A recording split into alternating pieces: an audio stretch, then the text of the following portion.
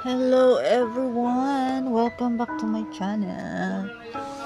If you are new here, please don't forget to like and subscribe guys. For today's video po ay tayo po ay maglilinis ng electric fan guys. Kasi sa init ba ng panahon ngayon ay talagang kailangan natin ng electric fan sa sobrang init. Kasi yung electric fan po namin ay sobrang tawag nito, sobrang dumi na po mga kapamakay. Kitang kita niyo po yan sa video na to mga kapamakay. Sobrang dami ng dumi, nag-accumulate na po yung mga dust mga kamamakay, mga madamshi. Tayo po ay maglilinis ngayon kasama po si Mother Earth mga kapamakay. Tingnan niyo po siya mga kapamakay. Sobrang hindi ko po makuha yung propeller niya mga kapamakay kasi ang grabe ka, duot ka ay yung pagka-close mga kapamakay. Ano ba ito mga kapamakay? Ako yung lisod-lisod sa tumang kalisod na mga kapamakay sa pagtatagalog, Tagalogait. Tagalog pala.